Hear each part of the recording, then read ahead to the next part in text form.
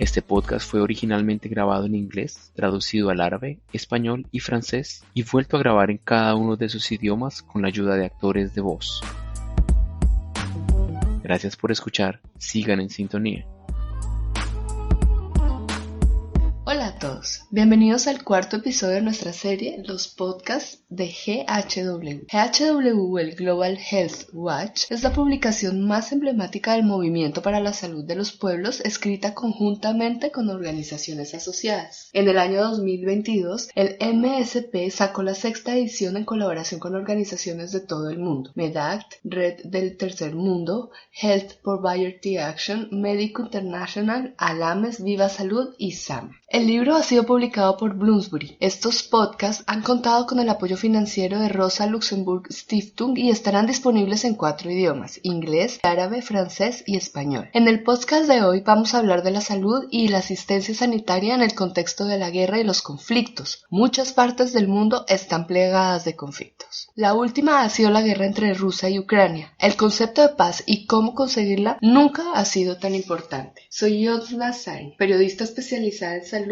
con sede en la India. Me acompañan dos fantásticos entrevistados conocidos por su trabajo en este campo. Roman Yagi es un profesional de la salud pública que realiza labores humanitarias de desarrollo en Uganda. Está asociado a la organización Horizonte 3000 en su país y también es estudiante de doctorado en la Universidad de Leicester, Reino Unido. Katia Confortini es profesora asociada de paz y justicia en el Wellesley College de Estados Unidos. Bienvenidos los dos. Katia, primero me dirijo a ti. El capítulo al que has contribuido se titula Conflicto y salud en la era del coronavirus. Comienza introduciendo el concepto clave de la paz positiva. ¿Puedes explicar qué quieres decir con ese concepto y cómo se relaciona con la salud y sus determinantes sociales? Sí, hola y muchas gracias en primer lugar por hacer este podcast y por publicar también Global Health Watch. La paz positiva es un concepto que tiene una larga historia y es un concepto paralelo y complementario a lo que la gente piensa de la paz. Normalmente toda la gente utiliza la palabra paz como un sinónimo de ausencia de guerra o ausencia de violencia. Y la paz es eso, pero positivo en paz expresa mucho más que eso también. La gente ve intuitivamente que la paz no es solo la ausencia de violencia. No significa que cuando estemos en paz, cuando no haya guerra o violencia, experimentamos bienestar o felicidad, y la paz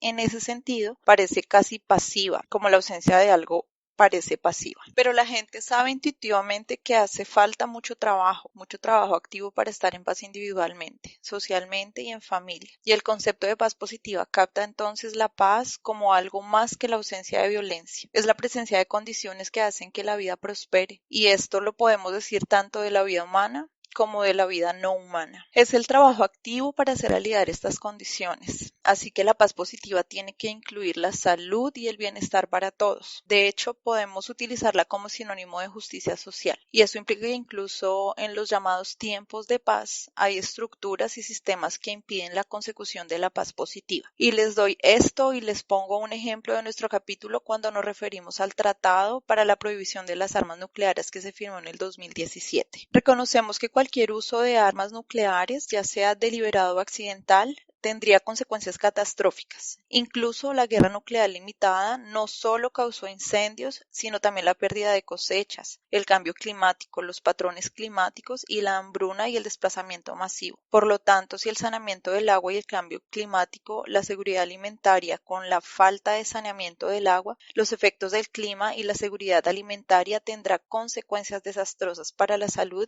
y para el bienestar de las personas, con muertes, heridos y una gran destrucción de los servicios públicos, etc. Pero también reconocemos que incluso el mero desarrollo, las pruebas, la producción, la fabricación, la transferencia y el almacenamiento de armas nucleares afecta la paz positiva. Y esto de 3 maneras. En primer lugar, los fondos que se destinan a las armas nucleares se desvían de gastos muy necesarios que aumentarían la paz positiva, como la educación, la salud y todo eso. En segundo lugar, esas actividades repercuten en la salud y el bienestar de las comunidades en las que, por ejemplo, se realizan las pruebas y las extracciones de material y contaminan la tierra, y esto también afecta negativamente a la salud. Y luego, en tercer lugar, si las pruebas afectan desproporcionadamente a las comunidades pobres, las comunidades de color y a las mujeres con efectos particulares en la salud reproductiva de las mujeres. Hay un excelente informe sobre esto de la organización Reaching Critical Will and Ray Atkinson y por supuesto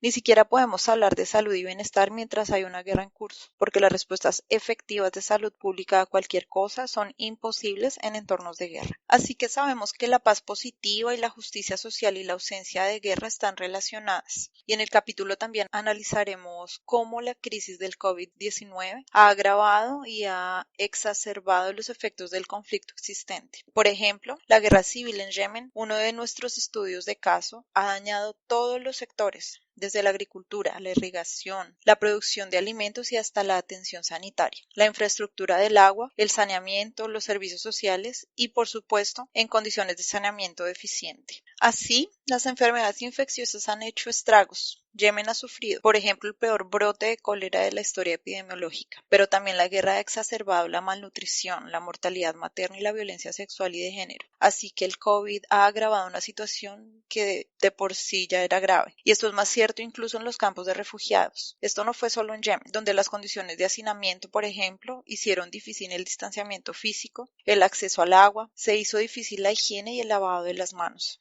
etc. Y por último, tengo que decir que nuestro capítulo subraya que las mujeres han vuelto a ser las más afectadas, ya que se espera abrumadoramente que cuiden de los enfermos y que se enfrenten a mayores barreras en materia de salud sexual y reproductiva a medida que los recursos se reorientan y se trasladan al COVID y se endurecen las restricciones de movimiento.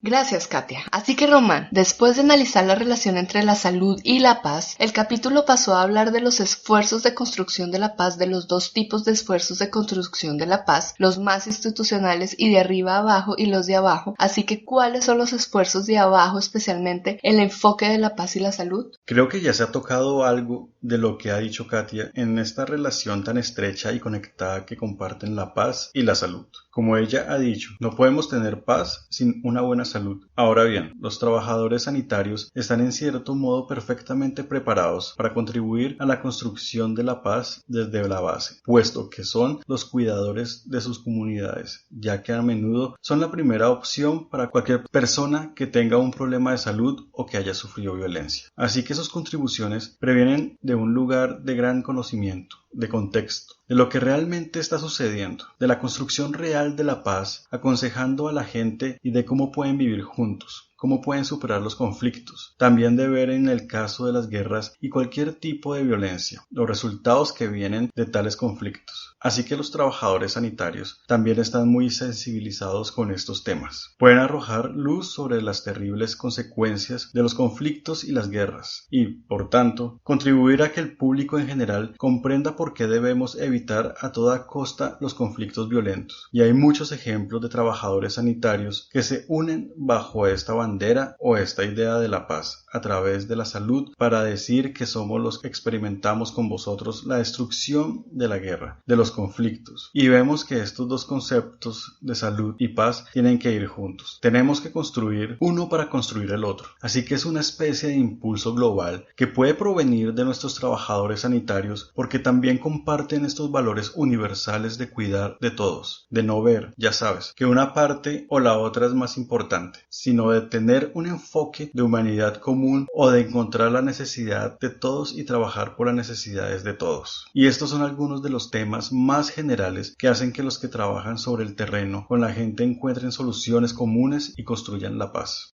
Estimado público, están escuchando el cuarto episodio de nuestra serie de audio Los Podcasts de GHW. Soy Yosna Sain, periodista especializada en salud y hablo con Roma Nyangi de Uganda y Katia Confortini de Estados Unidos. Hoy hablamos de la salud y la asistencia sanitaria en el contexto de la guerra y el conflicto. Katia, vuelvo a hablar contigo. Hay una sección en el capítulo que se titula Coronavirus como un arma. Debo decir que es una frase muy provocativa. Se refiere a los gobiernos que utilizan la pandemia como excusa para debilitar los derechos humanos. También se refiere a la promoción de los objetivos autoritarios y al debilitamiento de la integridad de las instituciones democráticas. ¿Puede dar algunos ejemplos de esto también sobre las diversas formas de resistencia que surgieron al enfrentarse a estas violaciones? Sí, yo vivo en los Estados Unidos y el COVID-19 se ha convertido en un arma en ese sentido también en los Estados Unidos. Ha proporcionado una excusa, por ejemplo, para privar de derechos a las personas de color en las elecciones, para restringir la inmigración y las políticas de asilo también. Otro ejemplo fue Turquía, donde las leyes antiterroristas se utilizaron para intimidar o arrestar a las personas que criticaban el manejo de la pandemia por parte del gobierno. Y esto es cierto en todo el mundo. Sri Lanka es otro ejemplo en el que el gobierno utilizó un enfoque militarizado para controlar el virus. En otro caso, la pandemia ha sido una distracción bastante útil, entre comillas, para aumentar las medidas represivas en otros contextos. Y aquí estoy pensando en la represión de China, de las protestas de Hong Kong, las protestas a favor de la democracia y en Israel. Israel ha utilizado el COVID como un pretexto para reforzar su control y aumentar la violencia contra los palestinos. También es cierto que el aumento de la represión estatal se ha enfrentado a la resistencia popular y creada. Hemos visto la formación, por ejemplo, de redes de ayuda mutua y solidaria, y hemos visto cómo la organización feminista y antirracista ha aumentado realmente en todo el mundo. Por ejemplo, en Siria, donde las organizaciones de mujeres de base han seguido proporcionando a las mujeres sirias servicios muy necesarios, cuidando sus voces en los foros internacionales. Y estas organizaciones han representado realmente la esperanza de una paz duradera, incluso positiva, porque las lograron después de un activismo dirigido por la comunidad al servicio voluntario, que estaba dedicado a aliviar el sufrimiento humano. Y tengo que decir que también antes de la pandemia, estas organizaciones sufrían amenazas y desafíos todos los días, y los activistas han sido objeto de diversas formas de abuso, como detenciones arbitrarias, secuestros, torturas, etc. Y por último, en cuanto a los movimientos de resistencia, señalamos en el capítulo sobre los movimientos de resistencia que algunos de estos movimientos no son precisamente propicios ni aumentan la paz positiva. Algunos de estos movimientos han sido regresivos, por ejemplo, los movimientos y las protestas antivacunas, y estos han tenido o tienen sus raíces en ideologías que van en contra de este espíritu de solidaridad y ayuda mutua que anima a otros. Hay un aspecto de la guerra y el conflicto en el que el capítulo no entra en detalles, y es la cuestión del personal sanitario. Te he planteado esta pregunta, Román. Los trabajadores sanitarios están en el centro de la situación y se espera que presten servicios con evidente compasión en situaciones tan difíciles. ¿Qué tipo de efecto tiene esa situación en ellos y qué hacen al respecto? ¿Puedes explicarnos?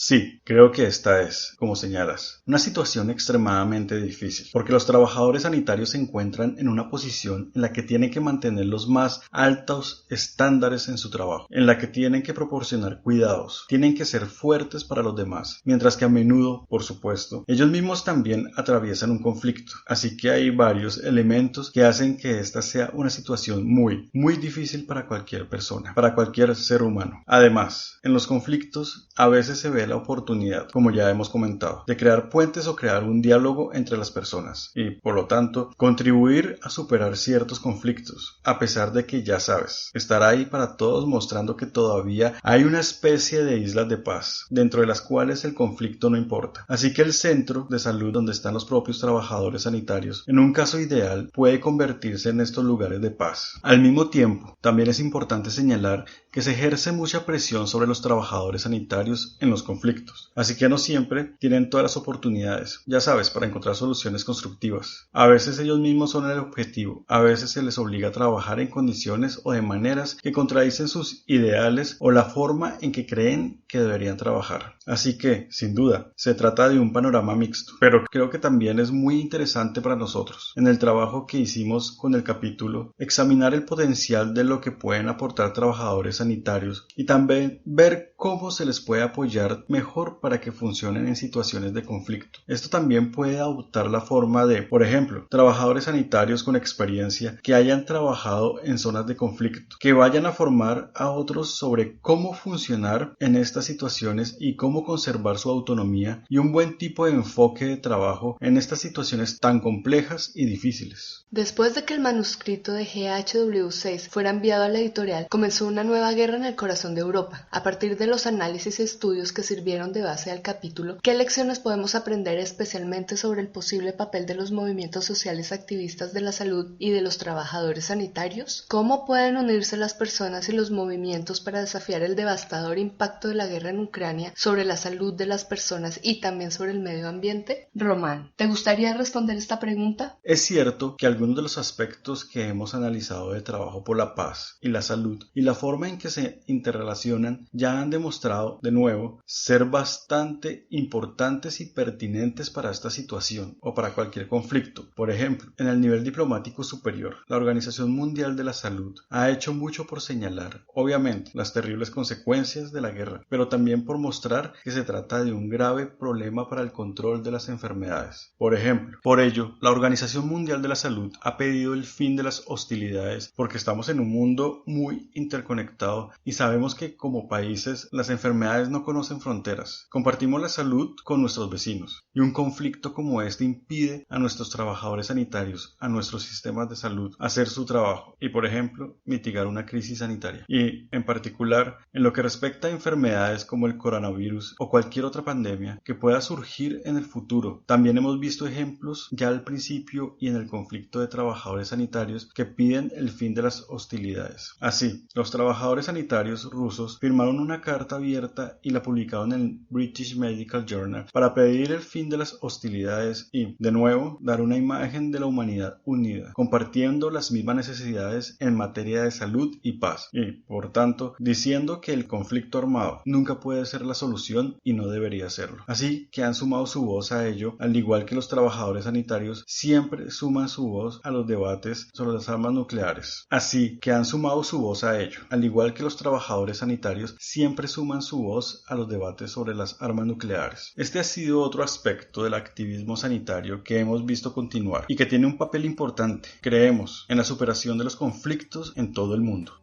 Gracias, Román. Gracias, Katia, por vuestro tiempo y vuestras ideas.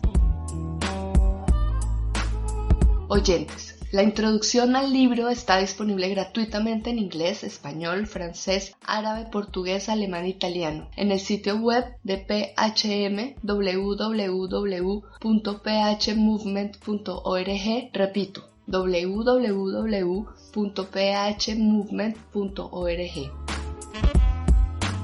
El libro completo estará disponible de forma gratuita en el mismo sitio web a partir de principios de 2023. Si quieren tener la copia impresa, pónganse en contacto con su círculo local del Movimiento por la Salud de los Pueblos o cómprensela a bloomsbury.com. La grafía es BLOOMSBRI.com y estará disponible con un descuento utilizando el código GHW625. Pueden encontrar todos los detalles del podcast en el sitio web de People's Health Movement y People's Dispatch. Así que, queridos oyentes, permanezcan atentos al próximo episodio. ¡Hasta pronto!